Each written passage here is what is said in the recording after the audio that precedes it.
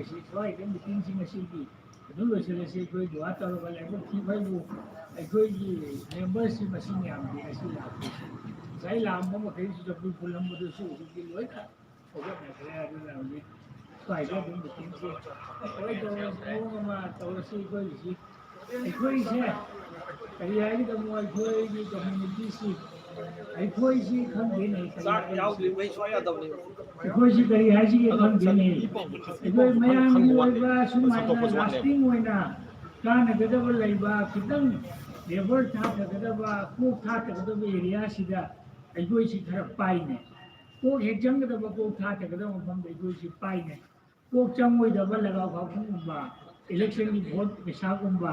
सुंगदे कोई जौ जौ जौ जौ कोक खादे ओइदो मफमददि कोई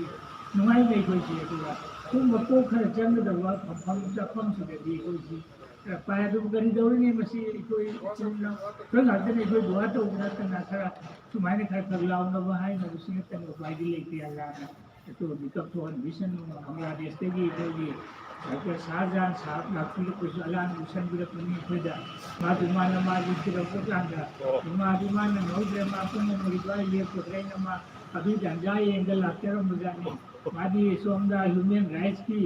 कॉन्फ्रेंस की लाखु जो कॉन्फ्रेंस उदगी जुमा दिनेना जुमा सी मोसा न पुंग अमा अमा खाइबे सोनेना कनानु मुसु हाइ बजानी मोंदा अरे कमरु कोन नदी अमके बारो दि सोमनी हाइ नमा चिल्ल पुजानी दा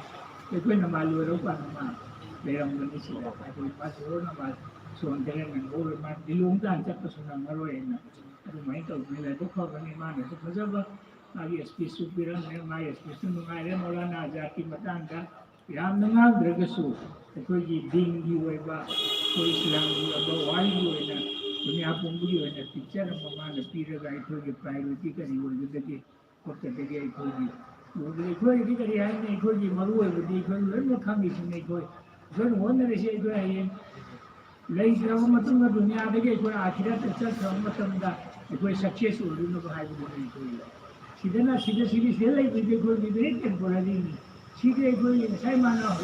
हो कमीरो कोई लौगा अखोई हाइन कोइदे प्रमाण तौबदिदो हाइन कोइना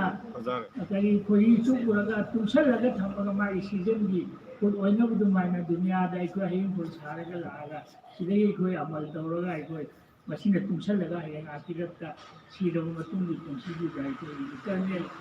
लाइफ टू अखोई सक्सेस ओइनबा माई पाउनबा जनते अखोई मयाम उनरिना बन मान हाइरन मीडिया म तियनबो हाइदि ओलगा सामने फजबा एजुकेशन की करी याम नुगाइ खरे दुसु अलाम सि बिरपनि अखोई पुनमति माई यावबदु अखोई फंक्शन सिगी पुरा कइनो म थगत पसु ओइते नमाइ अखोई अलाम लाना कबुल तो बिदु सु माबु अदु अखोई माचतनेगा तुमाना उनरु सिगाइने खल्ले माई केसे बोइदि दनि मा सिगा कबुल काइदनि माना लेति सिने बिदु माला ह्यूमन राइट्स ऑर्गेनाइजेशन की काबुल अदु अखोई कोई सुमाने मसी बिदि लोसलगार मायन मतुंगी तौरप गांदसु अखोई मसीदे अखोई अम्पागी कैलेंडर इबंद चही खुदी यार में अल्लाह ने मुझे कंप्लीटिंग दई सोशल मीडिया कंप्लीटिंग दई जो दुन तौद मथन मिदा खरा हे चाव न मसक पोना तौबो ngomre से करना मदु मसी जो नदी लागी जो मयाम मुझे बोरो टेंकिरा मागे अखोई हन्ना ने थारे चले पुन मको अल्लाह ने जो खुदी मको कांगन तीन को तंगा बिनो ओसिन मसी तुम फाने काने दो ओसिन मतुम दसु हन्ना ने याव को मन बिसिन सी हारे गन सी की जिसवाई दो क्लोज तो संदेरे या तो चले वाम सकले है कोई रना अनि लेकर मन थांगा तो माने मरका हमने थांगा लो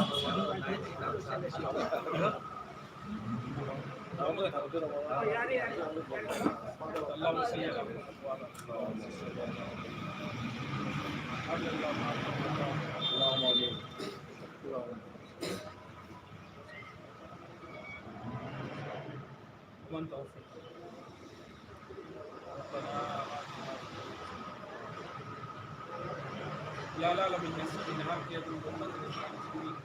حقي أدوم يا بيبا مساكن في جاهل العالمين نهار نهوي کی مدد سے اور بحل من نسي بيرجع دين کی مساک سو معين متعلم کی دمك مساک کی بحل من نسي ركوب يعني العالمين أهان بدنا نايس كل سنجر بمن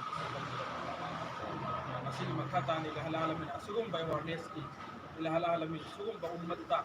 علم की फजीलत की बतांग तमन वसीला मुस्तगी है चाओबा अचौबा प्रोग्राम का पंगो का की महिया की أنا يكون في المقبل على القرآن الكريم بعلم حديث كعلم أما سن الإسلام نقبل بدول دواسل يا الله أنا يكون الدواس أنا يكون ما يبيدنا صحابة كرام سين تابعين سين أنبياء كرام سين بدي ما كتب أبدال وبين أسيق متطلع كبير العالمين هذا يا أبو بنداس سين إلى العالمين فقهاء سين محدثين سين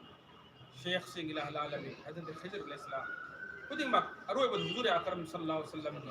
وحاكم ما ينبغي إلى العالمين أنا يكون سنجد باسكو ولا مسيل على العالمين سبحان ربك رب العزة عما يصفون وسلام على المرسلين والحمد لله رب العالمين برحمتك يا رب